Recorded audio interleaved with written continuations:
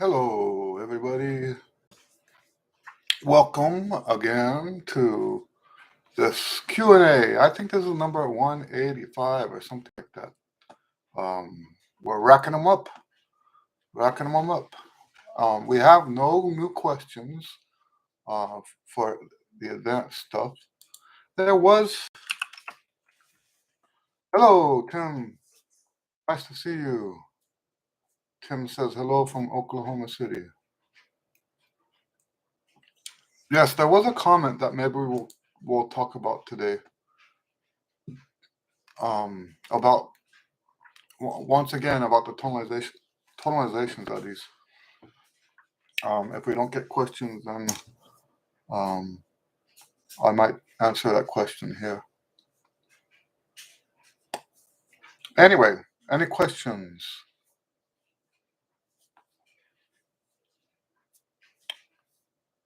Let me give you some news. Notice I didn't play at the beginning. And that's because 2 days ago, I was sleeping on my face and it split this open and it's all swollen up right now. And it's mostly healed, but I don't want to play on it right now because I don't want it to swell up again.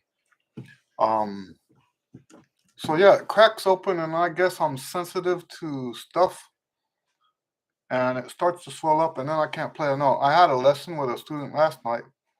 Now, all the lessons before that were fine. Had a lesson with a student and we were trading fours on a tune and jazz improv stuff. And I'm going, can't get the notes out because it's just so swollen up right here. Oh. So, anyway, any questions?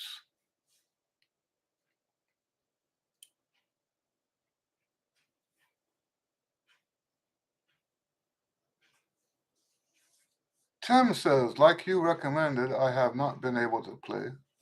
I tried for a few days, but my system isn't as good as I had hoped. Lots of listening, though. Yeah, okay. That's an interesting development. So, yeah. So just for the people that don't know what he's talking about, if I remember right, it was rotator cuff. Is that right? You had rotator cuff surgery. Yeah, and my recommendation was to ask the doctor and see how long. Yeah, for holding the horn, left shoulder. So yeah, my recommendation was to ask the doctor how long he should be resting. Now there's all kinds of stuff we can do. I had to tell a student this week, and then since I told one student, it was in my mind, and I told another student.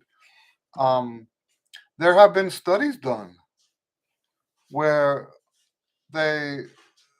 people were only allowed to practice mentally and others were only allowed to practice physically.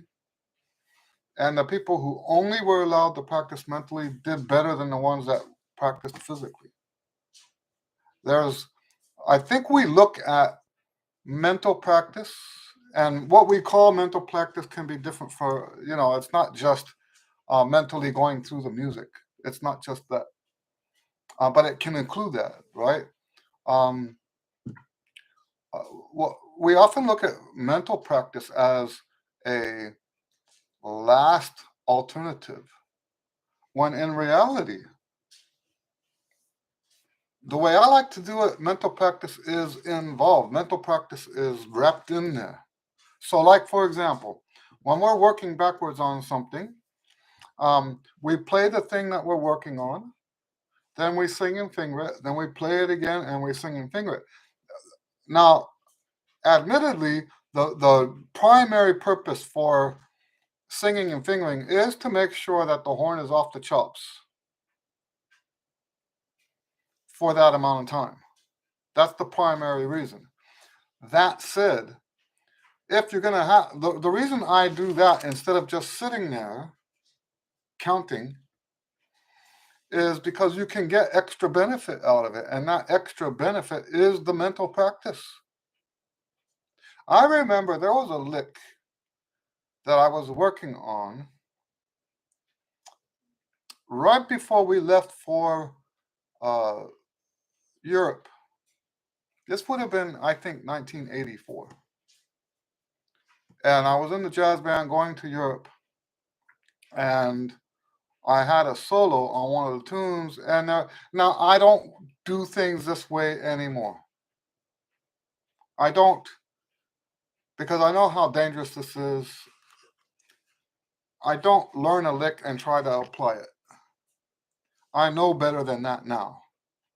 But there was a lick I learned just before I hadn't really practiced. When I say learned, it's like I had an introduction to it. And on the plane to Europe, in the bus rides, while I was walking around doing shopping, I would play this lick over and over again in my head, just like, there's a scene in one of those jazz movies where it shows Denzel Washington moving his fingers, and he's actually fingering correctly. He did a lot of work for that part. But yes, that's what I was doing long before that movie. Um, you know, it was a tricky fingering lick, and uh, that solo,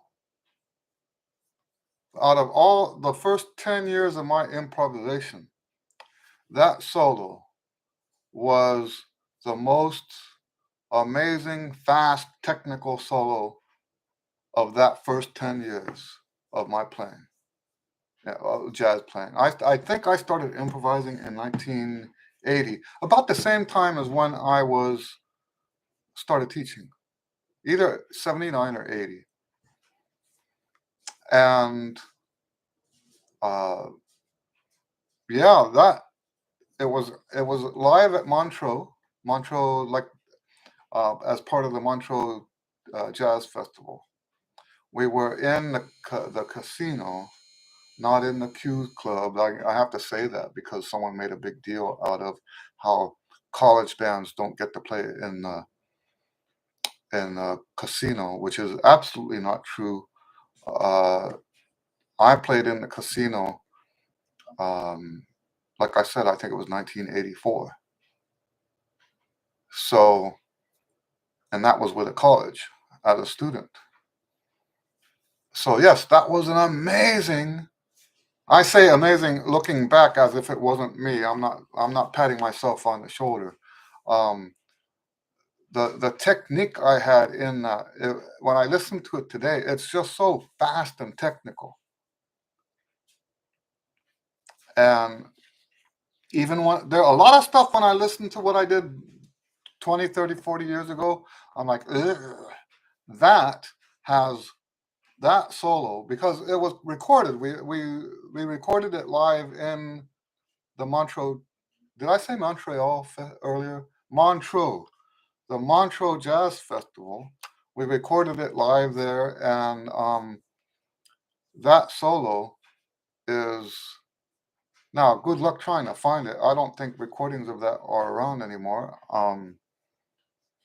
I've looked online. Nobody's posted it on YouTube. So, hello, Cardo. Cardo says, "Hi, Eddie. Why everybody plays so unnecessarily loud on the gigs?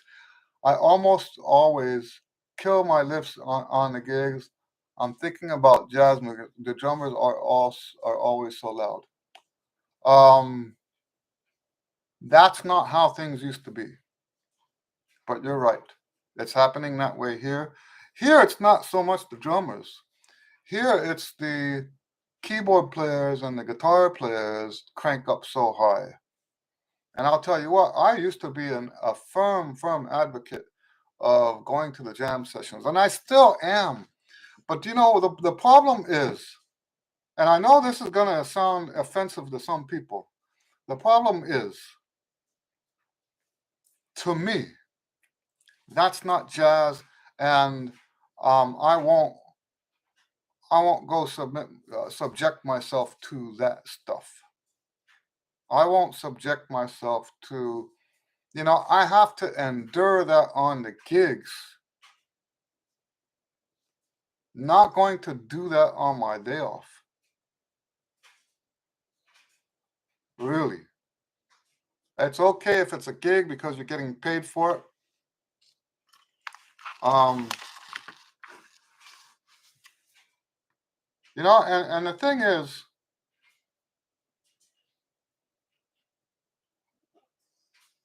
the trumpet doesn't sound good that loud.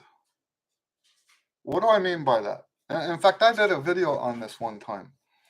I forget what I call it. I was talking about in the video, I was talking about what happens when we play to the top of our volume, because that's what you have to do. When the gig is that loud, you're forced to play like that.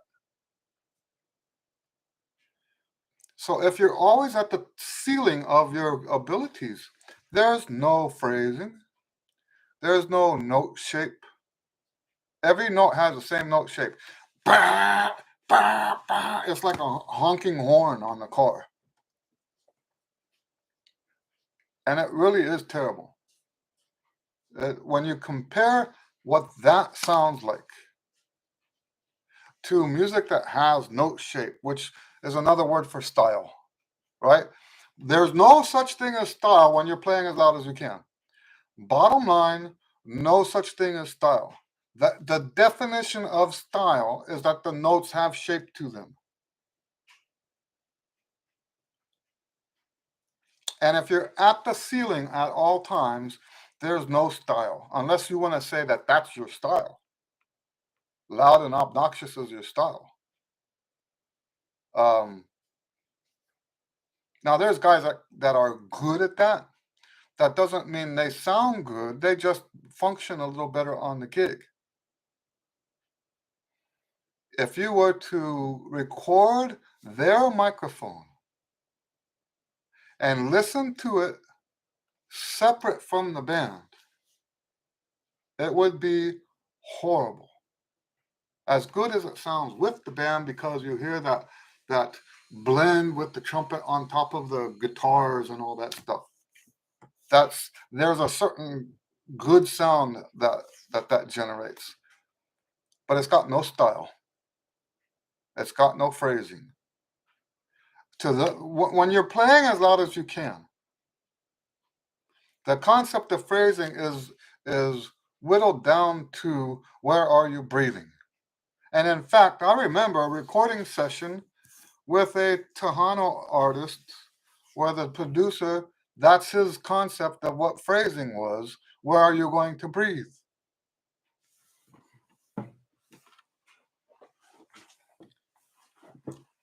So yeah, I don't know what I do have some theories. So your specific question is why everybody plays that way. I think it has something to do with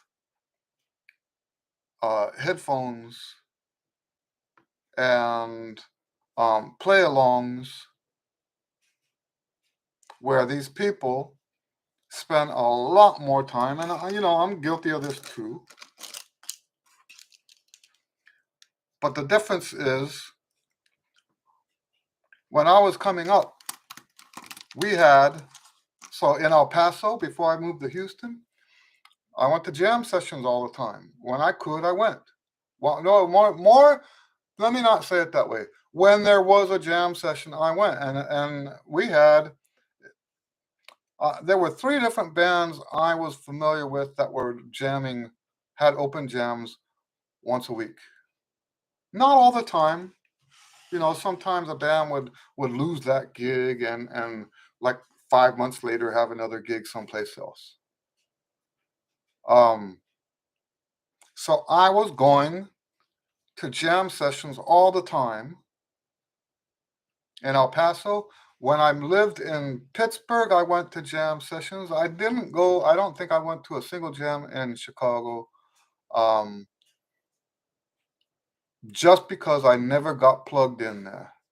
I didn't know where to go. Um, Believe me, I looked, and I don't know, I couldn't find what I was looking for. When I was in Chicago, this would have been 87, I think. When I was in Chicago, there were blues jams that I could find. Never went to one, but there were blues jams. I couldn't find a single jazz jam at that time.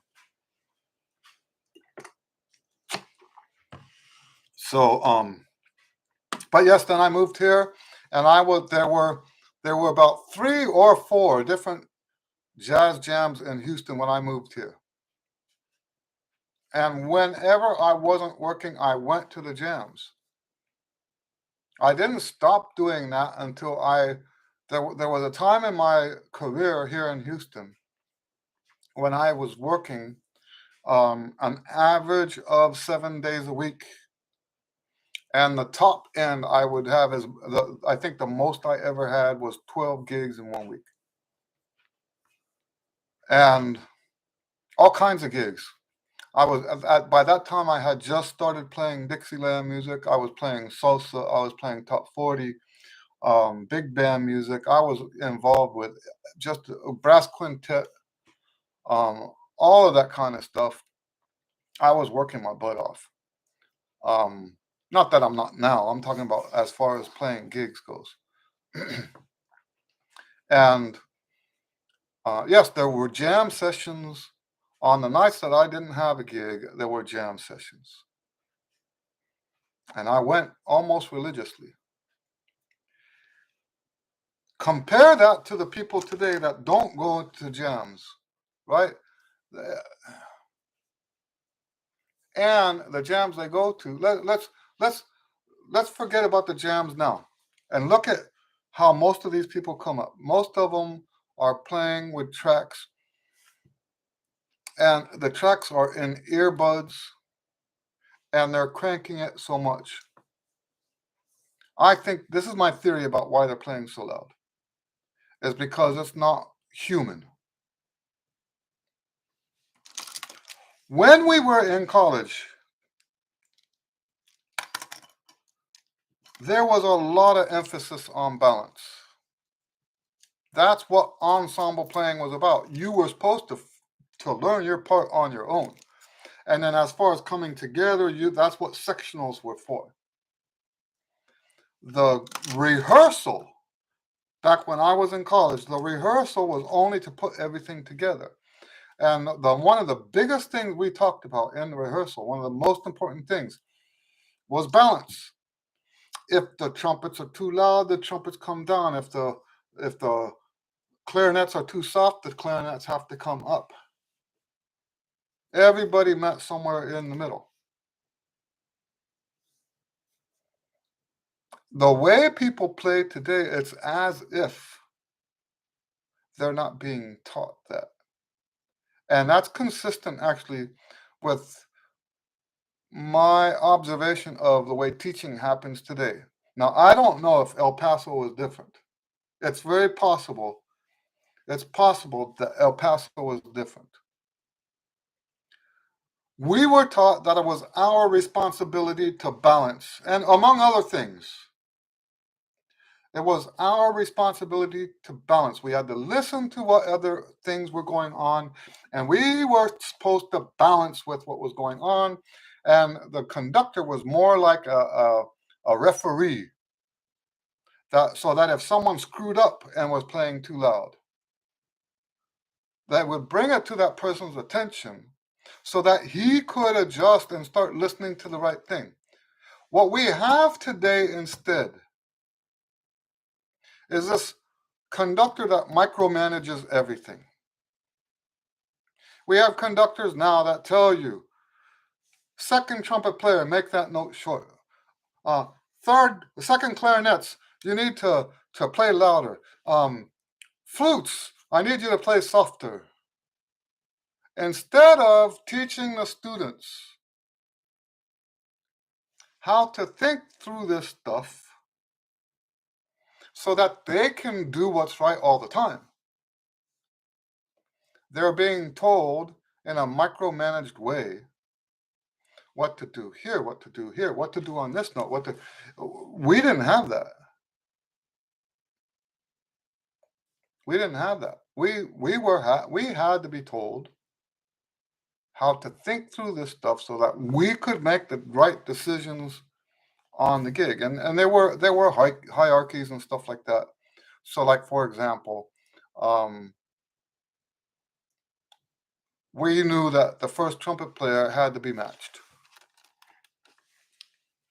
You were supposed to do what the first trumpet player was doing. You weren't supposed to play louder than the first trumpet player.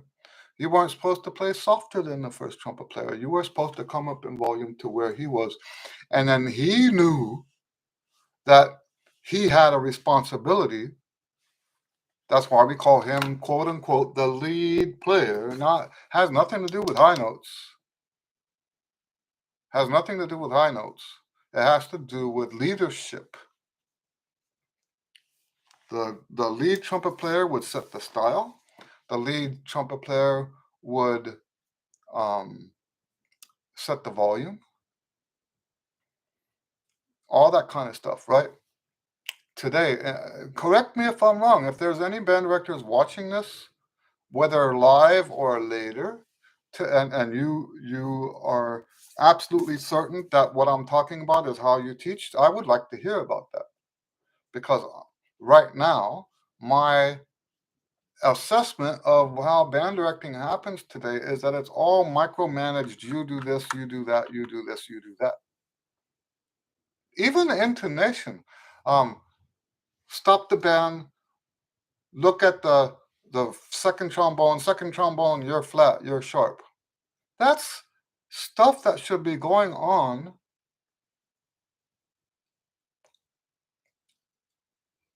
Yeah, I'm sorry. That's that. As far as I'm concerned, that's not how that works. You're supposed to now, like I said, sometimes people get it wrong.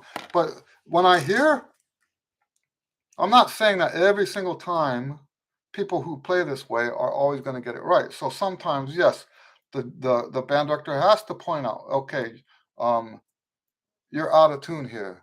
You're out of tune here. Um, so no, I'm not saying a good band director doesn't say that. A good band director doesn't have to say it all the time because he teaches, instead of teaching individual notes, a good band director teaches systems about how to make that not happen again, regardless of what song it is. And it would be wrong for me to insinuate that all band directors are like this. But a lot of the bands I've seen rehearsing, that's how they operate. They this hierarchy where the lead players have responsibility and all of that stuff is gone. And because that hierarchy is gone, each of the students have to be told whether to make it short, whether to make it long, all this stuff. Hello, Jeffrey. Nice to see you.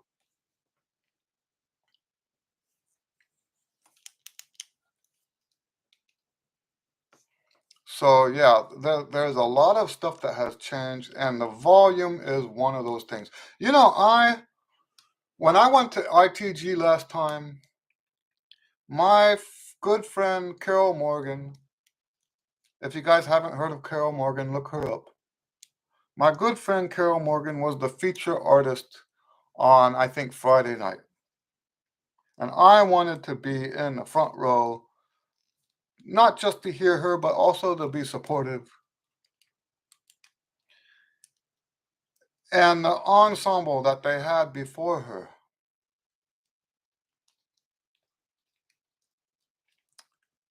I might have mentioned this before on the Q and A. The ensemble they had before her was so unbelievably loud, like louder than I've ever heard a trumpet ensemble before. It seemed to me that they were quite proud of that.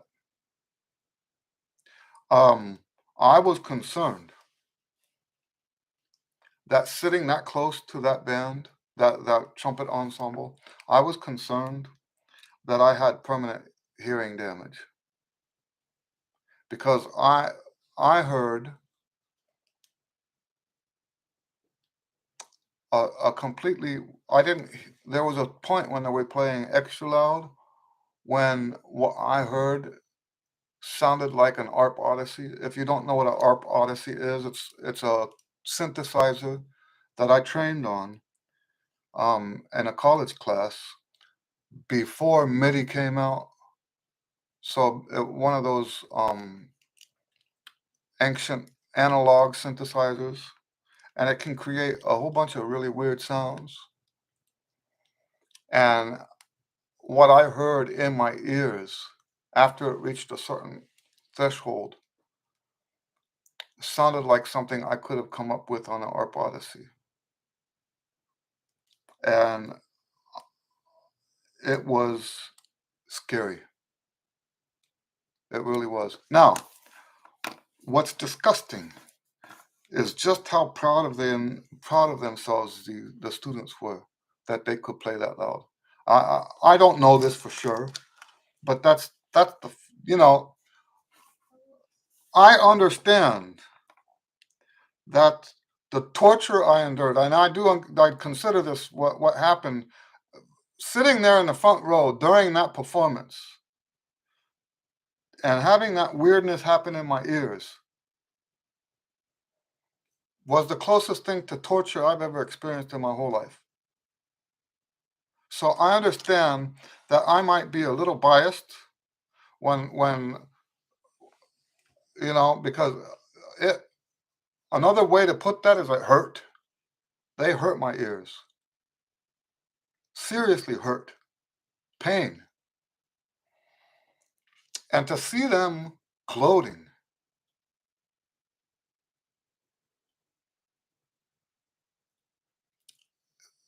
So I might be biased when I say they were proud of the fact that they were playing that loud. Um, but that's how it seemed to me. That's how, when I look back, that's how it seems now, even now. It's like working my mind through it. It still seems like that. Now, the problem with that is exactly what I said earlier. When you play that loud, there's no style, there's no phrasing. It's just loud notes. And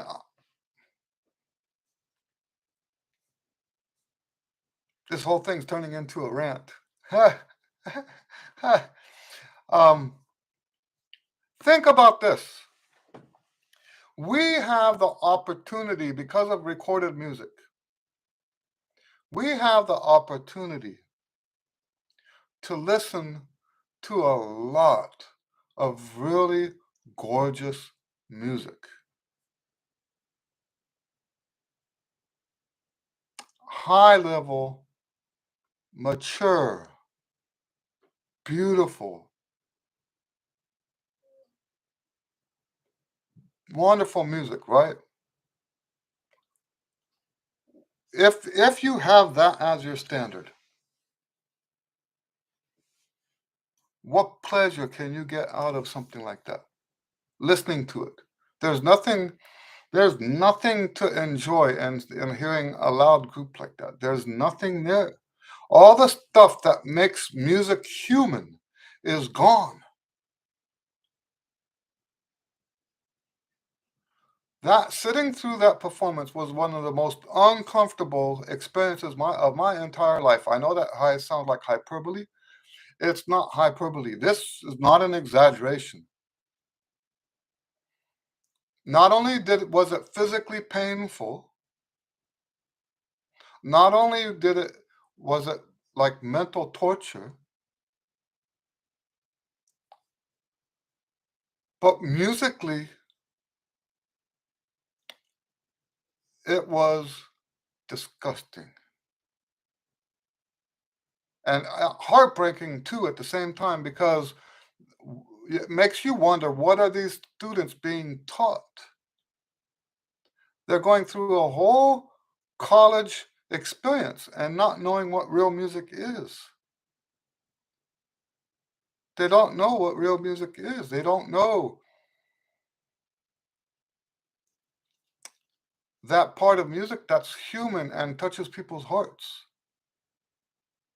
That beautiful part of the music that makes a, a fundamental difference in people's lives. They'll never have access to that for as long as what they think music is a bunch of notes.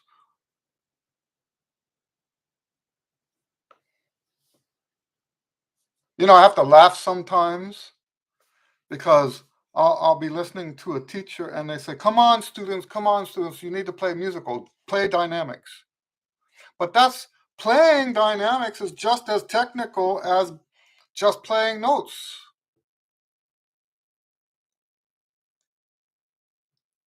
It's still just another academic thing they're trying to do, and it doesn't have a heartbeat.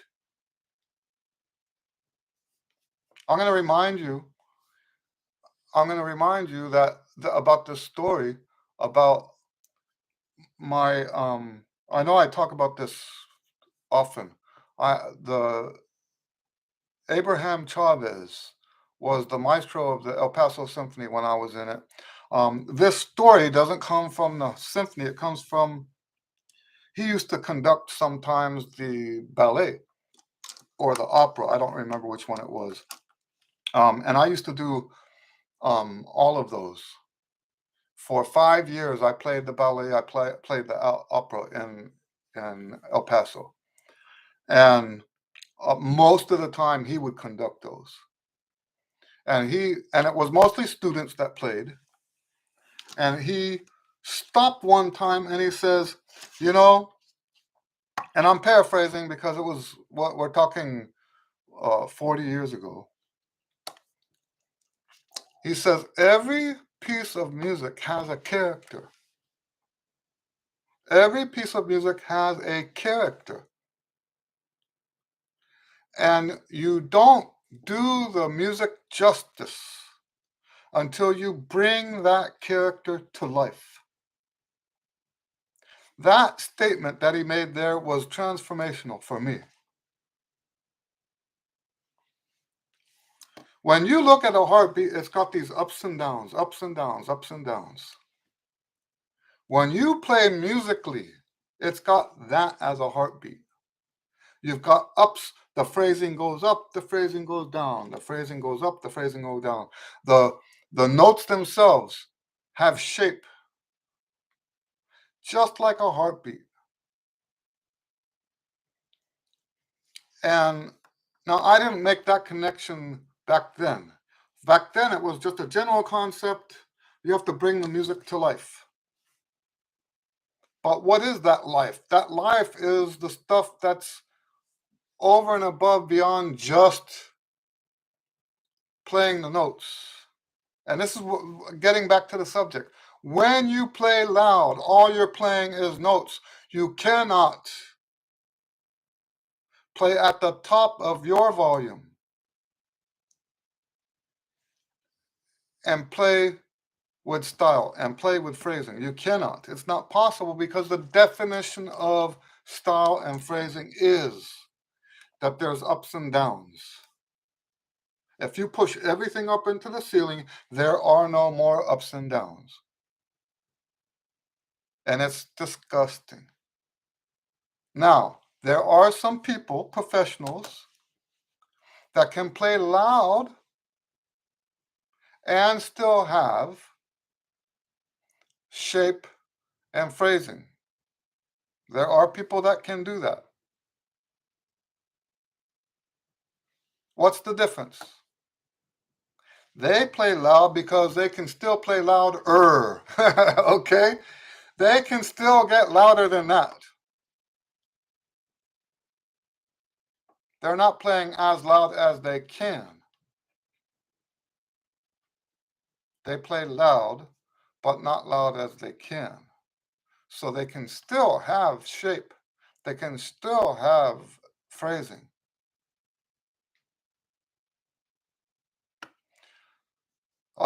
Used to be that there were certain players in town that called whenever they would say, "Who do you want to play lead on this gig?" And they would say, "Well, I like the way Eddie Lewis swings when he plays lead." That's what they used to say. Um, and the main reason why they don't say that anymore is because um, uh, those kind of gigs are almost all gone. But yes, that's the greatest compliment I ever got as a a lead player was that I had a good swing feel. Now, what is a good swing feel? What is it that makes me different from the guys that didn't have a great swing feel? I can tell you what it is because we were just talking about it now. Note shape and phrasing. I had that ability. I say it like it's past tense. I just don't do that kind of playing that much anymore. So I'm not even sure I can do it anymore. I'm sure I can. It's just, yeah. Anyway, um, but yes, that's what they were. That was their way of saying exactly what I'm saying now. That's why I was hired to play lead on those gigs. It's not because I had the best chops.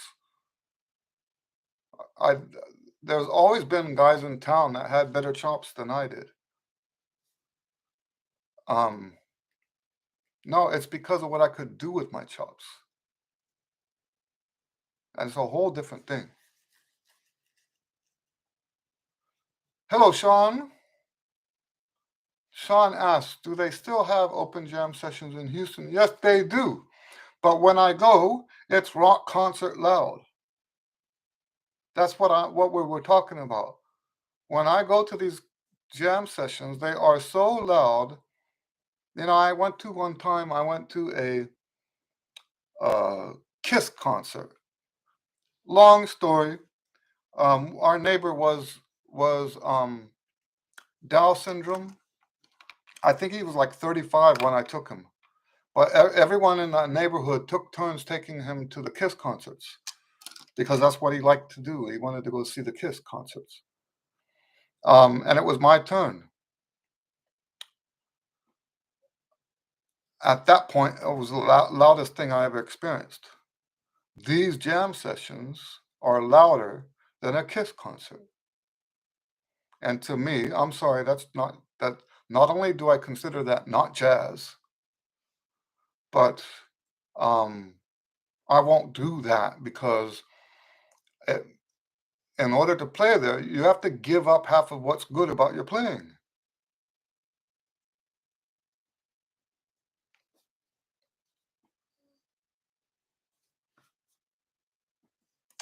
Sean says, I'm going to call some of the colleges in Houston and ask about trumpet master classes. Um, yeah, so the master classes aren't scheduled. So basically, when the master classes happen, it's someone comes into town, and while they're in town, they set up a master class. Most of them happen at Rice. I don't remember ever one happening at UH. Not to my knowledge, I don't remember one. If there was one, I never got invited. So I've seen at Rice, I've seen at HSPVA, which is not a college.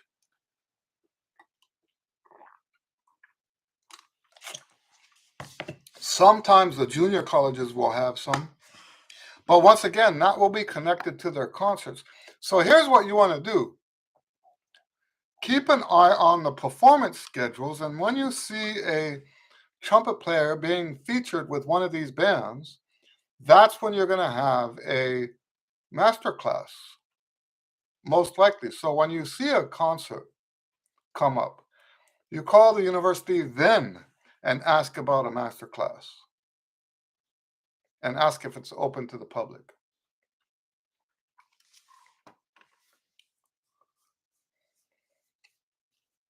Because they don't just have, normally, they don't just have random master classes. as far as I know. Or are you thinking about giving master classes?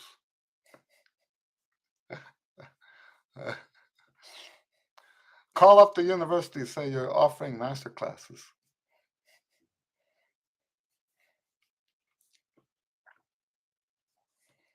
Any other questions?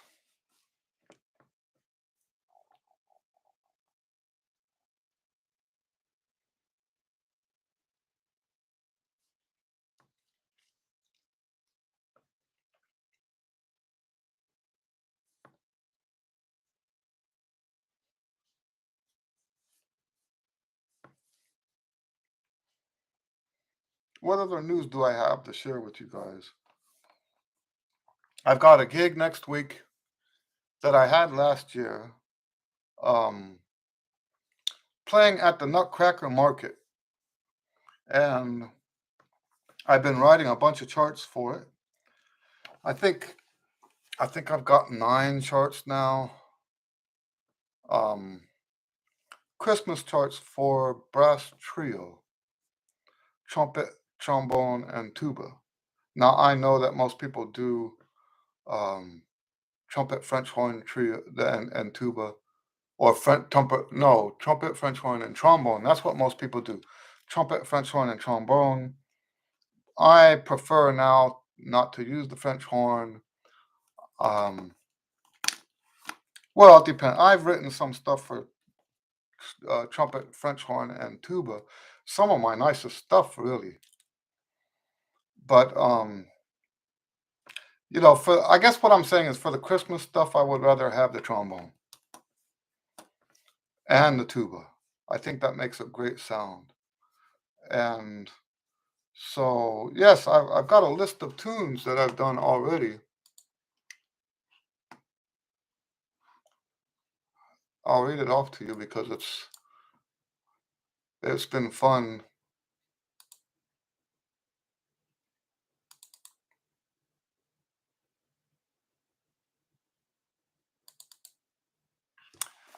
Babe of Bethlehem, that's the first one I wrote.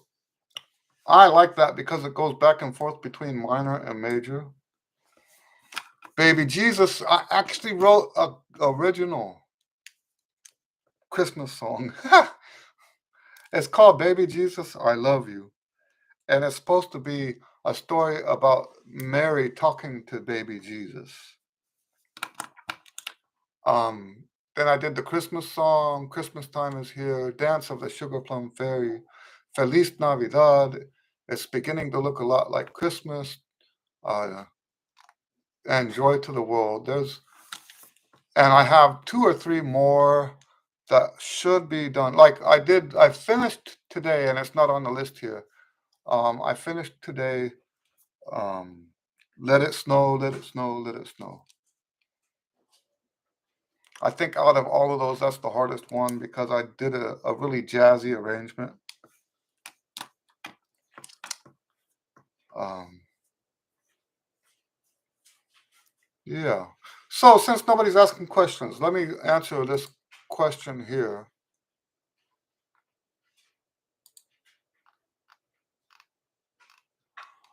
Um, this is from Eric Daniel. He says, "Hi Eddie, I've been playing the tonalization studies consistently in major and harmonic minor keys and would like to add some other keys scales as well. Does the tonalization book have instructions on how to apply the studies into melodic minor? I was not sure how to do this since some of the patterns have descending sections within the larger ascending portion and vice versa. Do you just play the major sixth and seventh all the way up to the top note, minor all the way down, and then major again on the way back to the starting note? Thanks. If the book explains this, I am happy to buy that. I'm not asking for a free lesson. Um, so I don't do the melodic minor in that way. So I only do ascending melodic minor, not the descending. And there's reason for this. Um, The melodic minor, the way we learn it as a do re mi scale, is a melodic tool. I don't think there's any benefit to changing up and down in the context of the tonalization studies. I don't think there's any benefit to that. Now, why would we do it at all then? Because in jazz, that same scale has like 8 different names. So technically, you could start on any one of those modes. It doesn't have to, you could do the diminished whole tone, which is one of the names of melodic minor, just the ascending one.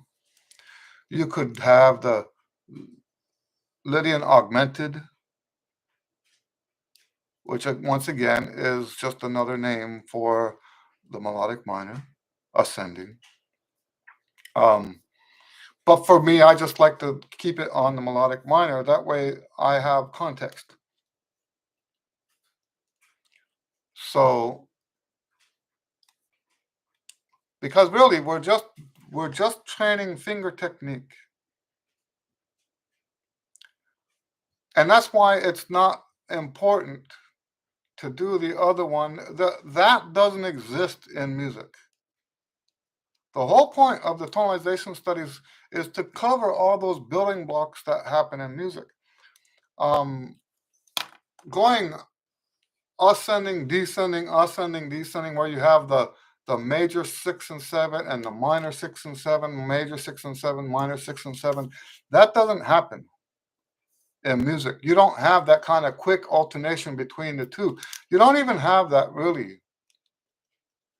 That's more of a compositional device, and you could say it's just something, a hoop that they make students jump through. You could kind of sort of say that because there's really no legitimate reason. Now, why can I say something like that? Because I don't believe my music is my skills, my routines should be practiced exclusively. If you're not practicing music, there's a bunch of stuff you'll never get, no matter how many exercises you put together. Music itself, even the simplest of music, is so comprehensive that if you had to have exercises to prepare you for everything that the music requires of you,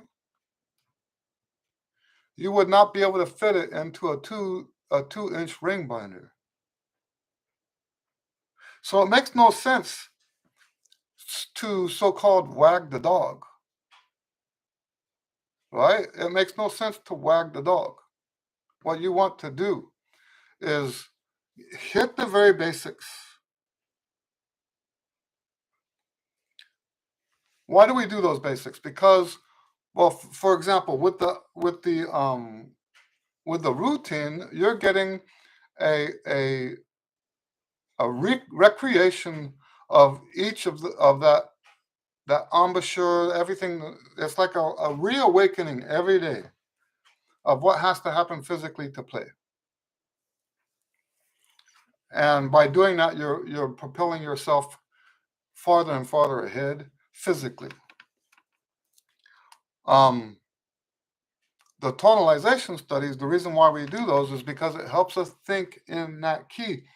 And in that regard, the music tends to be less comprehensive. So that's why we want to have tonalization studies, is because the tonalization studies do cover patterns and stuff like that, that when they do come up in the music, you'll be ready. But you can't, I guess what I'm saying is you can't do that with every single thing. So the melodic minor is, if my students aren't doing jazz, then we don't do the melodic minor. We might do the melodic minor scale as part of some assignment that they have for band and they got to pass it off or something. We might do that. But they're not going to do the tonalization studies that way. I really don't think there's any benefit to it. That said, you know what? This material is to be used as you wish to be using it. There's not like, there's so many zealot trumpet students out there. Like, and I'm not going to mention names, but so and so was a student of this famous teacher, and he's the authority. So when you play this exercise that this teacher wrote, you have to do it right. When I suspect that most of those famous teachers that are now passed away probably were a lot like me, I'll tell you what my intention was. But ever since I wrote the first book, people have been taking taking the exercises in the book out of context. Does that bother me? No, especially if they're not my student, right? No, it doesn't bother me. Um, there's not a right way or a wrong way. I do have a preferred way, but I acknowledged from the very beginning that my way of doing it may not be what works for everybody. So,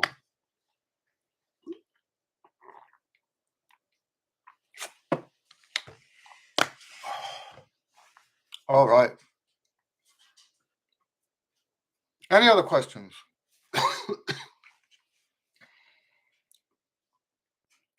Maybe we'll stop early today, a little bit early.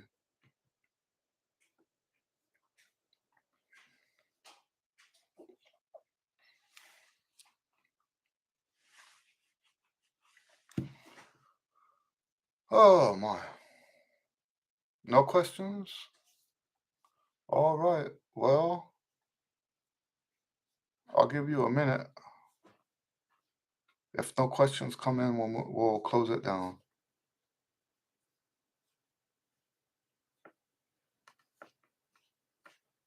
You know what the funny thing is about all this loud stuff? I've been fighting with people about volume. I don't know. I think the earliest was in 94. And it got to the point because the person in charge has their way. They have you know, and sometimes you make the mistake of thinking that they are interested in what you have to say because, you know, that's how I see it, right? If I can help you do your best, then and you're working for me, I want to help you do your best.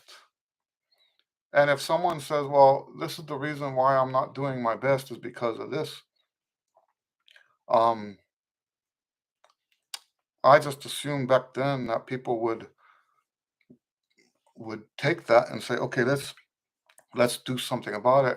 But all they would say every single time is, stop complaining, stop complaining. So okay, I stopped complaining. All of those guys now have worse hearing than I do. And that's not even the reason I was complaining. All of those guys have far worse hearing than I do. And mine's pretty bad.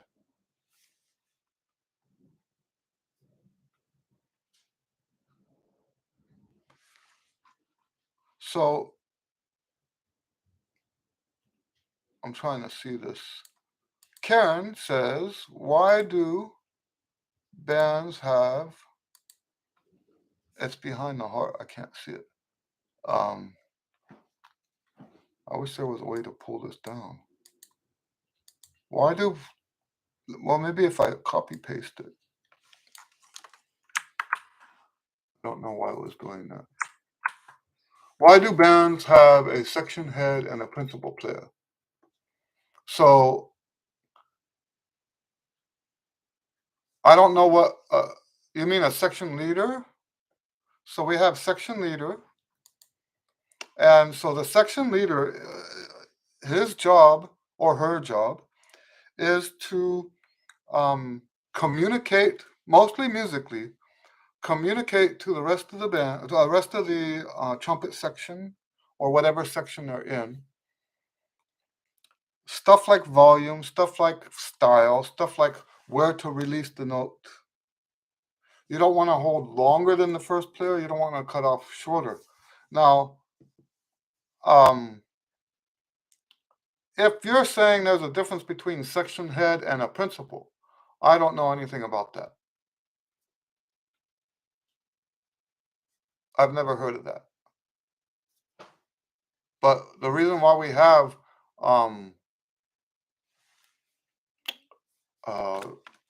a top player is to communicate that it creates that hierarchy I was talking about earlier.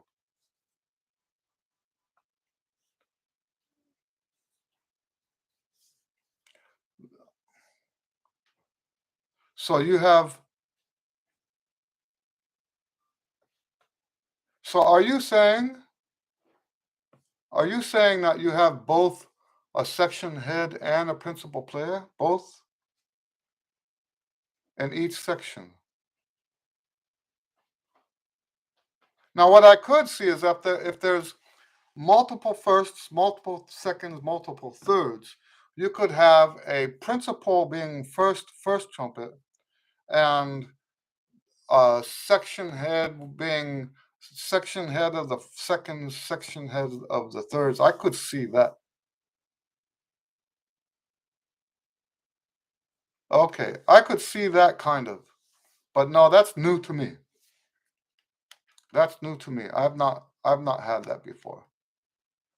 Cardo says, "Thank you again, Eddie. You're welcome." All right, I guess we'll close it down. You guys have a great weekend. God bless you, and we'll see you next time. All right, have a great week.